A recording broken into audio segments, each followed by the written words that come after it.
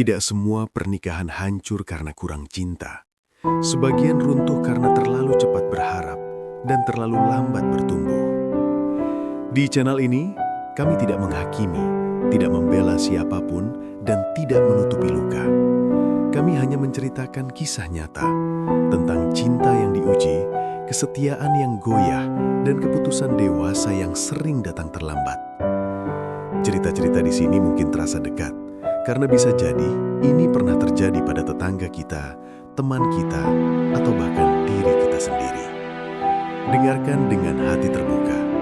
Ambil pelajaran, bukan pembenaran. Karena setiap kisah punya dua sisi, dan setiap luka layak dipahami. Pernikahan itu terjadi terlalu cepat, bukan karena cinta yang matang, tapi karena keadaan yang memaksa. Raka baru 22 tahun ketika ia menikahi Dini. Dini bahkan lebih muda, 20 tahun, baru lulus kuliah. Belum sempat benar-benar mengenal hidup. Awalnya semua terasa manis. Foto-foto pre-wedding sederhana, resepsi kecil di kampung, doa orang tua, dan janji setia yang diucapkan dengan suara gemetar tapi penuh harap. Yang penting kita bareng-bareng, kata Raka waktu itu.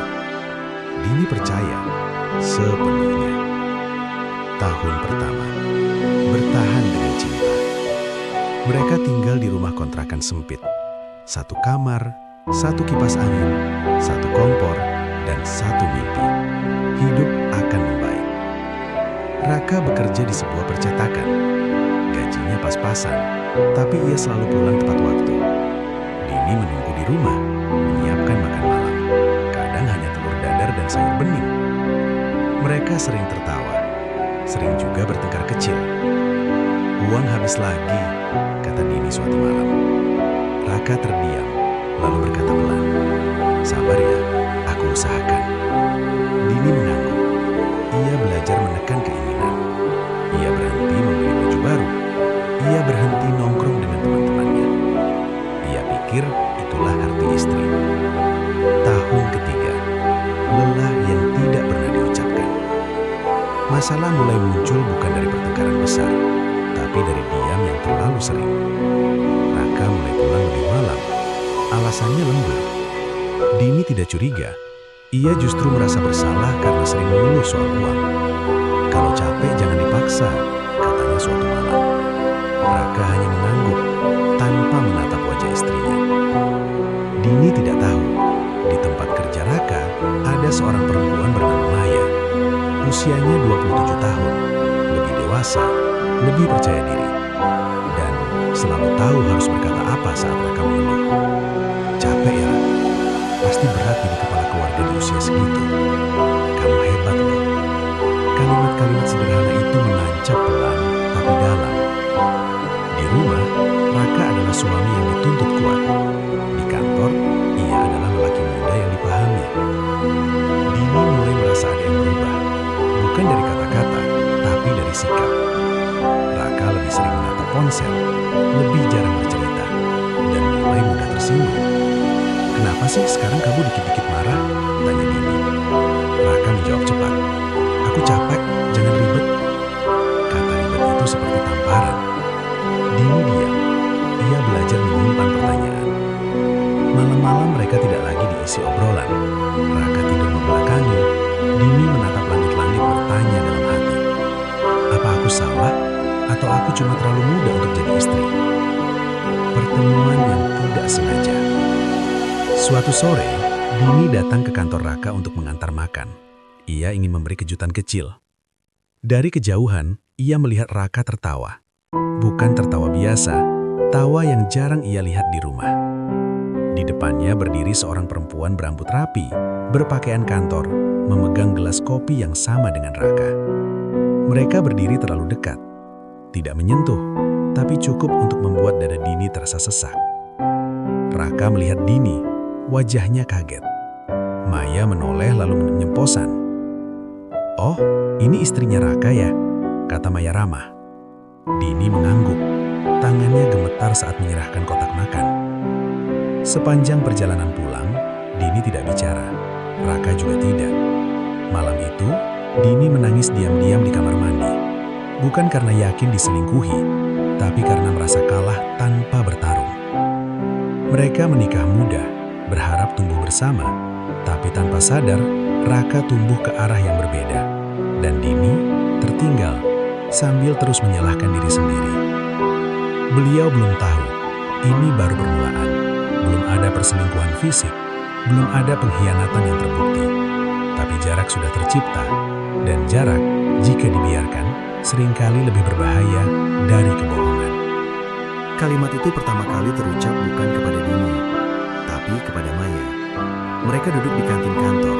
Sore itu hampir kosong. Hujan turun pelan di luar, membuat suasana terasa lebih sunyi dari biasanya. Raka mengaduk kopinya tanpa niat meminumnya.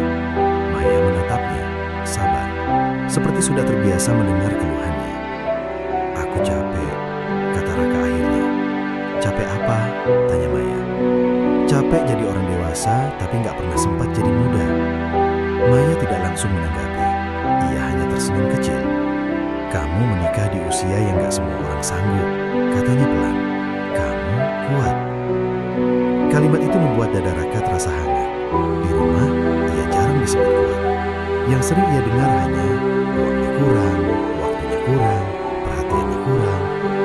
"Aku menikah terlalu muda," ucap Raka lirih. Dan saat kalimat itu keluar, ia tidak merasa bersalah, justru lega. Kedekatan yang terasa wajar. Sejak hari itu, Raka dan Maya semakin sering mengobrol. Awalnya soal pekerjaan, lalu soal hidup. Maya bercerita tentang kegagalan menikah, tentang mantan tunangan yang pergi karena ia terlalu mandiri. "Kadang jadi perempuan dewasa itu capek," katanya. "Orang pikir kita kuat, padahal cuma nggak punya pilihan." Raka merasa mereka sama-sama lelah, sama-sama merasa tidak dipahami di rumah masing-masing. Mereka belum pernah bersentuhan, belum ada kata cinta. Tapi setiap pesan yang masuk dari Maya, Raka membacanya dengan senyum yang tidak ia sadari. Dini mulai bertanya. Di rumah, Dini semakin sering merasa sendirian meski mereka tinggal serumah. Raka sering memegang ponsel saat makan. Jika Dini bertanya, jawabannya singkat. "Siapa yang chat?" "Teman kantor." Nada Raka datar, terlalu datar. Suatu malam Dini mencoba bicara lebih dalam. "Kita kenapa sih sekarang?" Raka menghela napas. "Kenapa kamu selalu merasa ada yang salah?" "Aku cuma pengen kamu cerita." Suara Dini bergetar. "Aku istrimu." Raka terdiam, lalu berkata, "Aku capek kalau harus jelasin semua." Kalimat itu memutus sesuatu di dada Dini. Ia berhenti bertanya. Malam yang membuka jarak lebih lebar. Beberapa hari kemudian, Raka pulang sangat larut. Jam hampir menunjukkan pukul 2 pagi. Dini terbangun dan melihat Raka duduk di ruang tamu, menatap ponselnya dengan wajah kosong. "Kamu dari mana?" Raka kaget, lalu cepat menyimpan ponsel. Lembur, Dini memperhatikan tas Raka. Tidak ada map kerja, tidak ada bau tinta percetakan. "Tadi kamu makan?" tanya Dini. Raka mengangguk cepat. "Iya." Padahal Dini mencium aroma kopi yang berbeda, bukan kopi rumah. Ia tidak membantah, ia tidak marah. Ia hanya kembali ke kamar, membawa rasa curiga yang semakin berat. Pengakuan yang tidak disadari. Keesokan harinya, Raka dan Maya pulang bersama satu arah. Hujan turun deras. Di dalam mobil, suasana sunyi. "Kamu berubah?" kata Maya tiba-tiba. "Ke arah mana?" tanya Raka. "Ke arah yang lebih berani jujur sama diri sendiri." Raka menatap jalan. "Aku takut," katanya pelan. "Takut suatu hari nanti aku bangun dan merasa hidupku bukan pilihanku." Maya menoleh. "Kamu berhak bahagia, Rak." Kalimat itu seperti izin yang tidak pernah Raka minta, tapi diam-diam ia tunggu. Dini dan kesadaran yang menyakitkan. Malam itu, Dini membuka media sosial. Ia melihat unggahan Maya, foto secangkir kopi di kafe yang ia kenal. Tanpa sengaja ia melihat pantulan kaca. Ada bayangan laki-laki di depannya, jaketnya sangat ia kenal. Dini menutup ponsel, tangannya dingin. Ia tidak menangis, belum. Ia hanya duduk lama, menyadari satu hal. Suaminya tidak berpaling karena wanita lebih cantik, tapi karena wanita itu lebih dewasa. Raka belum menyentuh Maya, belum mengkhianati secara fisik, tapi hatinya sudah melangkah terlalu jauh. Dan Dini mulai mengerti, pernikahan muda tidak selalu gagal karena kurang cinta. terkadang gagal karena salah waktu. Semua pengkhianatan besar selalu diawali oleh kebohongan kecil. Raka mulai terbiasa menghapus chat, bukan karena isinya terlalu berani, tapi karena ia tidak ingin Dini bertanya. Pesan dari Maya selalu masuk di jam-jam yang sama, pagi sebelum kerja, sore menjelang pulang, dan malam saat Dini sudah tidur. Sudah sampai rumah? Jangan lupa makan. Kamu kelihatan capek hari ini. Kalimat-kalimat itu sederhana, tapi Raka membacanya dengan perasaan yang tidak lagi sederhana. Ia tahu ini salah.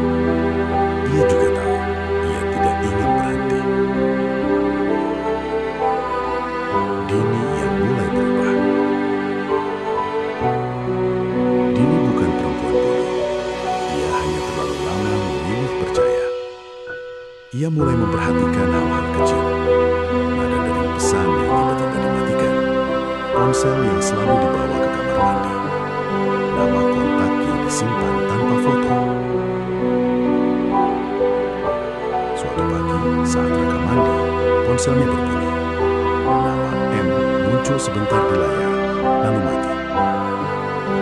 Dini menatap ponsel itu lama. Tangannya gemetar. Ia bisa saja membukanya, tapi ia tidak. Karena sebagian dari dirinya masih ingin percaya bahwa ini semua hanya lelah, bukan pengkhianatan.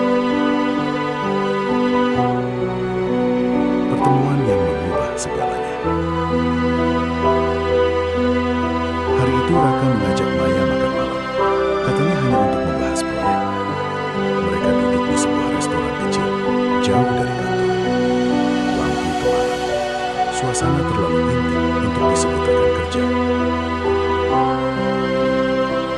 Aku merasa bersalah, kata Raka sambil menunduk.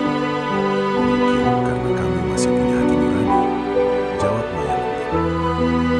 Raka menatapnya. Untuk pertama kalinya, tatapan itu bertahan lebih lama dari seharusnya. Kamu bahagia? Tanya Maya. Raka terdiam. Itulah jawaban yang sebenarnya. Kebohongan pertama. Malam itu Dini menunggu Raka. Ia sudah menyiapkan makan malam. Jam menunjukkan pukul 10. Raka baru pulang. Dari mana? Meeting mendadak. Dengan siapa? Tim kantor. Dini menatap wajah suaminya. Matanya tidak berani menatap balik. Saat itu Dini tahu, bukan dari bukti, tapi dari insting. Dan insting perempuan jarang salah.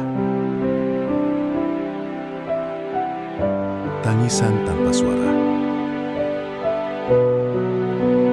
Malam itu Dini tidak menangis keras. Ia hanya menutup mulut dengan bantal. Ia menangisi satu hal. Dirinya yang terlalu muda saat menikah, hingga tidak sempat mengenal dunia, tapi sudah harus berbagi suami dengan dunia lain. Ia bertanya dalam hati, kalau aku lebih dewasa saat menikah, apakah ini tidak akan terjadi? Maya menginginkan lebih. Di sisi lain, Maya mulai gelisah. Ia lelah hanya menjadi tempat pelarian. Ia ingin kepastian. Kamu sudah punya istri, tapi aku juga punya perasaan, kata Maya lewat chat. Raka membaca pesan itu lama. Jantungnya berdebar. Ia sadar permainan ini tidak bisa dihentikan begitu saja, tapi juga tidak bisa diteruskan tanpa melukai seseorang. Dan orang itu pasti Dini. Chat sudah dihapus. Alibi sudah disiapkan. Perasaan sudah terlanjur tumbuh. Pernikahan Raka dan Dini kini berdiri di atas kebohongan kecil yang semakin menumpuk. Dan di balik semua itu, Maya mulai berhenti bersabar. Dini akhirnya berhenti berpura-pura tenang. Bukan karena ia sudah siap menghadapi kenyataan, Rasa curiga itu mulai menggerogoti tidurnya, makannya, dan pikirannya. Ia sering terbangun di tengah malam, mendengar suara napas Raka yang teratur, lalu bertanya dalam hati, apakah hatinya masih di sini? Langkah kecil mencari jawaban. Suatu pagi, saat Raka terburu-buru berangkat kerja, ponselnya tertinggal di meja. Dini melihatnya. Layar terkunci. Tangannya berkeringat. Ia ingat semua nasihat yang pernah ia dengar. Jangan cari kalau belum siap sakit. Dini menggeser ponsel itu menjauh. Ia memilih mencuci piring, menyalakan air keras-keras, menenggelamkan pikirannya. Tapi rasa ingin tahu itu tidak pergi. Ia hanya bersembunyi. Tekanan dari Maya. Di kantor, Maya semakin sulit menahan diri. Ia tidak lagi puas dengan chat singkat. Ia ingin bertemu. Ia ingin didengar. Kita ini apa sebenarnya? Tanya Maya suatu sore. Raka terdiam. Aku nggak mau jadi bayangan selamanya. Lanjut Maya. Aku perempuan dewasa. Aku tahu apa yang aku mau. Raka menghela napas panjang. Aku butuh waktu. Maya tersenyum pahit. Waktu itu cuma milik orang yang berani mengambil keputusan. Kalimat itu menghantam Raka. Ia sadar ia sedang kehilangan kendali.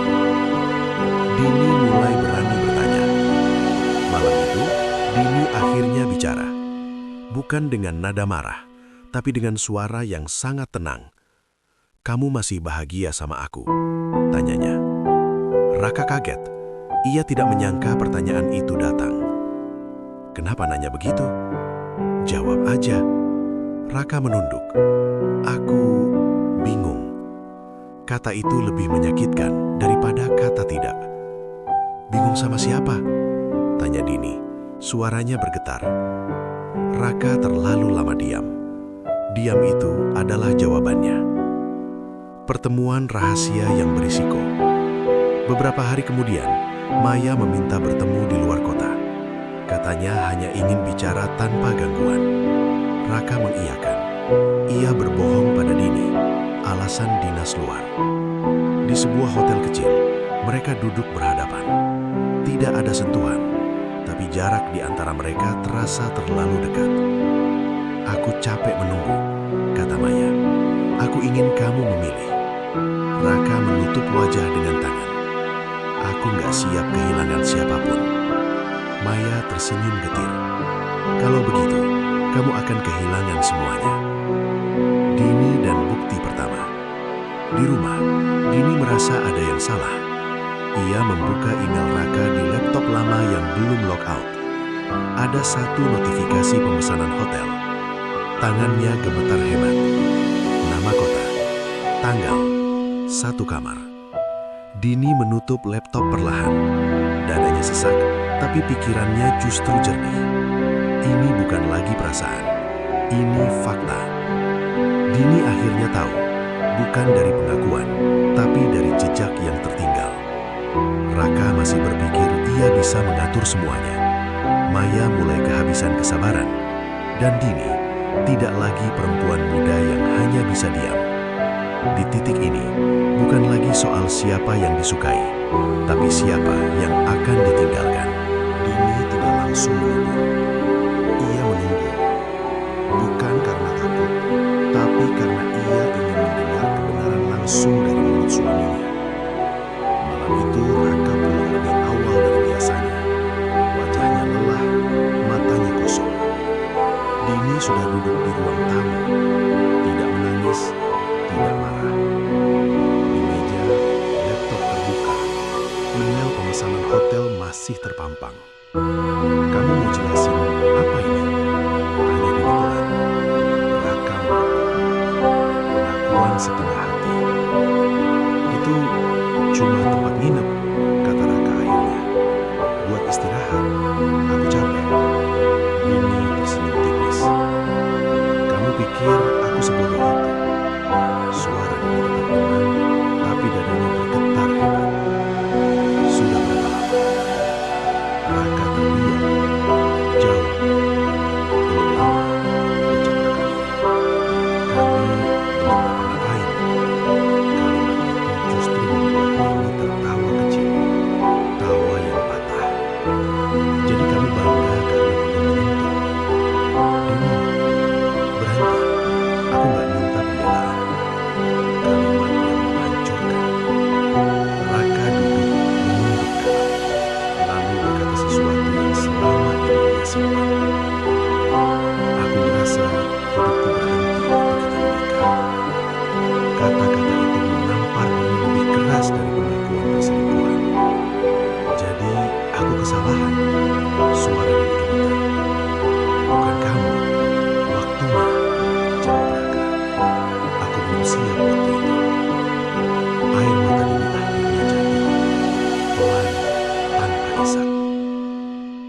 juga belum siap, katanya. Tapi aku bertahan. Aku belajar, aku tinggal. Raka terdiam. Kemunculan yang tak terduga. Saat suasana belum reda, ponsel Dini bergetar. Nomor tidak dikenal. Ia mengangkatnya. Ini Dini. Iya, saya Maya. Darah Dini terasa berhenti mengalir. Saya cuma mau bilang, saya nggak tahu kalau kamu belum tahu semuanya. Lanjut suara di seberang. Tapi Raka janji akan jujur. Dini menatap Raka tajam. Wajah Raka pucat. Terima kasih sudah jujur, kata Dini akhirnya. Lalu menutup telepon. Keheningan memenuhi ruangan. Pekat mencekik. Keputusan sementara. Aku mau kamu pergi dulu, kata Dini tegas. Bukan karena aku kalah, tapi karena aku perlu bernafas. Raka mengangguk tanpa membantah. Malam itu Raka keluar membawa tas kecil. Pintu tertutup pelan. Dini duduk sendiri di ruang tamu, menatap cincin di jarinya. Untuk pertama kalinya sejak menikah, ia tidak lagi bertanya apakah ia cukup. Ia hanya bertanya, apakah aku masih mau bertahan? Kebenaran memang menyakitkan, tapi kebohongan yang dibuka setengah-setengah lebih kejam. Raka kini sendirian. Maya menunggu jawaban, dan Dini berdiri di titik yang tidak pernah ia bayangkan. Ini bukan akhir. Ini awal dari perpisahan yang sesungguhnya. Raka tinggal di kamar kos kecil dekat kantornya. Satu kasur, satu lemari, dan kesunyian yang tidak pernah ia bayangkan. Awalnya ia merasa bebas. Tidak ada pertanyaan, tidak ada tuntutan. Tapi kebebasan itu cepat berubah jadi kekosongan. Ia pulang malam, membuka pintu kamar, dan menyadari tidak ada yang menunggu. Bersama Maya, tapi tidak tenang.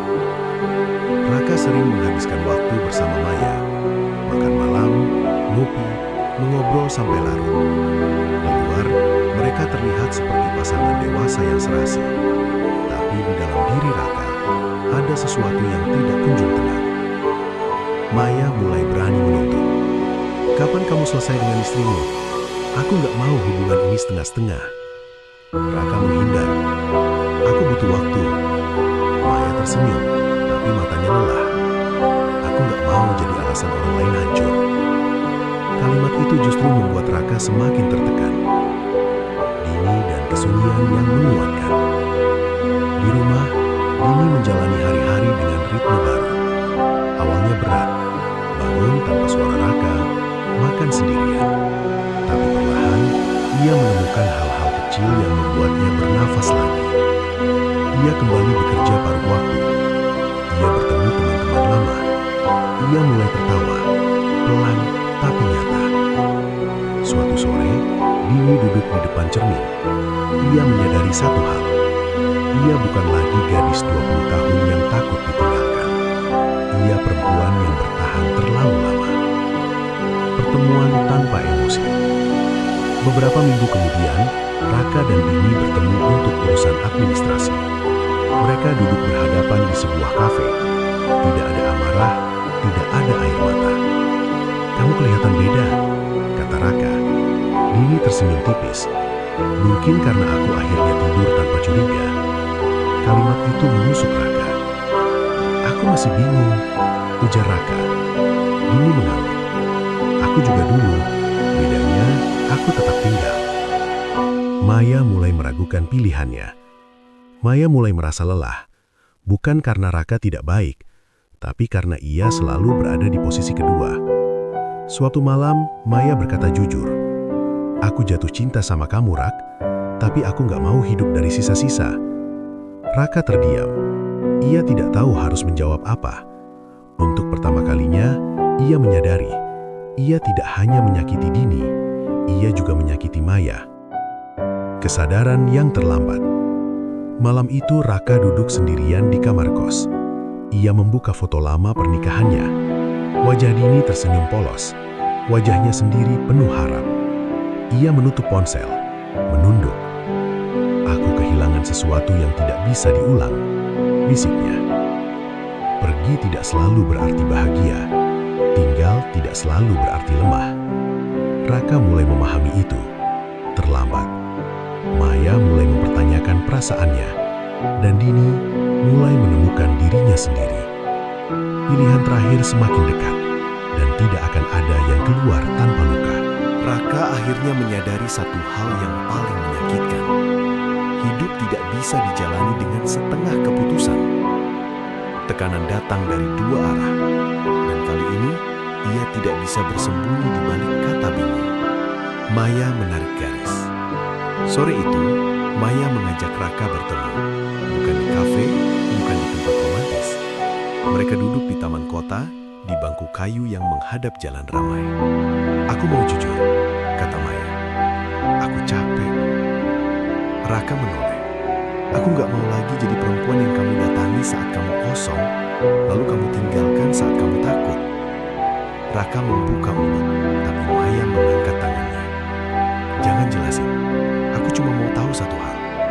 Kamu mau hidup sama aku, atau kamu mau menyelesaikan hidupmu yang sekarang?" Hening panjang. Raka menatap jalan. Mobil-mobil berlalu seperti hidup yang tidak menunggu siapapun. Suaranya tertahan. Dan di sanalah ia sadar. Jika ia benar-benar mencintai Maya, jawabannya seharusnya mudah. Pertemuan terakhir dengan Dini. Malamnya, Raka menemui Dini di rumah kontrakan mereka. Rumah itu masih sama, tapi rasanya berbeda. Dini menyambut dengan tenang. "Tidak, Dini. Tidak hangat. Ada apa?" tanya Dini. Raka menarik napas dalam. "Aku mau jujur sepenuhnya." Dini mengangguk. "Aku dengar. Aku pernah nyalahin usia kita, waktu, keadaan, tapi sebenarnya aku yang tidak bertumbuh." Air mata jatuh dari mata Raka. "Aku egois. Aku mau dimengerti tanpa mau belajar mengerti." Dini mendengarkan lama, lalu berkata pelan, "Aku menikah muda, tapi aku belajar dewasa di dalam pernikahan ini." Kalimat itu menancap keras.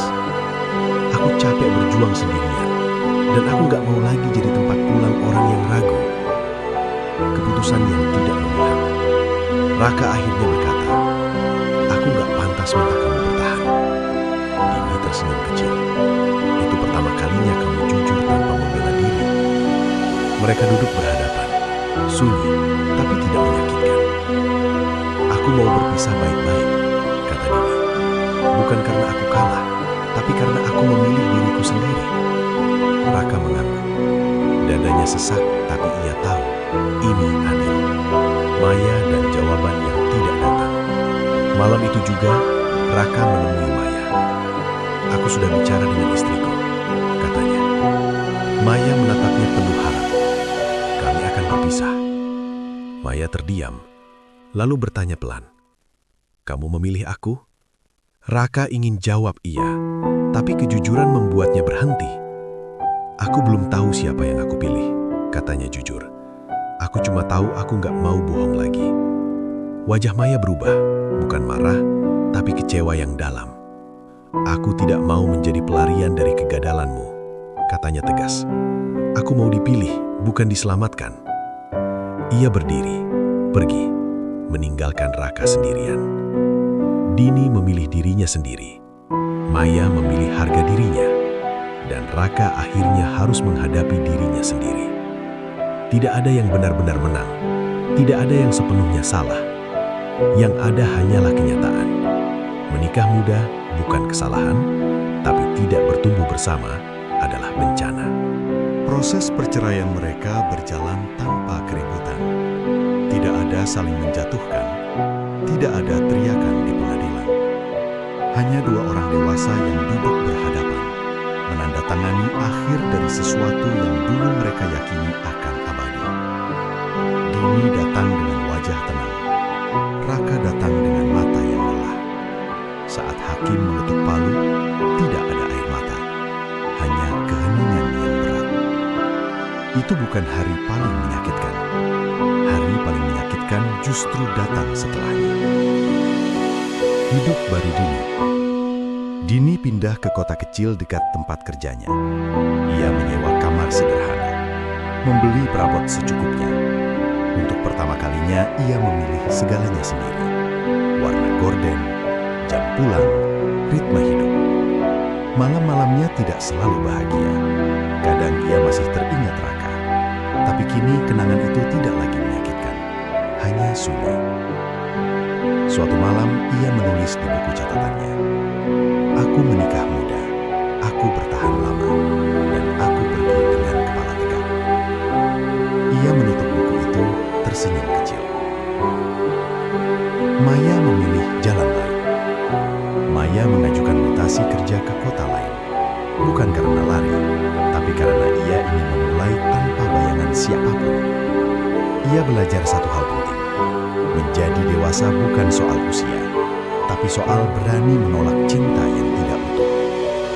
Ia tidak membenci Raka, ia hanya berhenti berharap. Kesepian Raka yang sebenarnya. Raka tinggal sendiri, benar-benar sendiri. Tidak ada pesan selamat pagi, tidak ada yang menunggu. Ia mulai memahami, kebebasan tanpa arah adalah kesepian yang paling sunyi. Suatu malam ia duduk di kamar, menatap dinding kosong dan berkata lirih, "Aku mencari dewasa di luar, padahal seharusnya aku bertumbuh di dalam." Ia tidak mencoba menghubungi Dini, tidak mengejar Maya. Untuk pertama kalinya ia memilih diam dan belajar. Pertemuan terakhir yang tidak direncanakan. Beberapa bulan kemudian, Raka dan Dini bertemu tak sengaja di sebuah toko buku. Mereka saling tersenyum.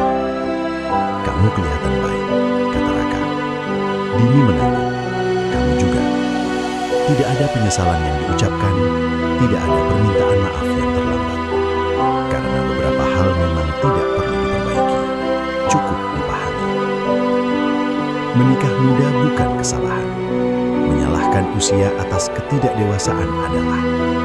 Perselingkuhan bukan terjadi karena cinta kurang, tapi karena tanggung jawab ditinggalkan. Dan dewasa bukan soal kapan kita menikah,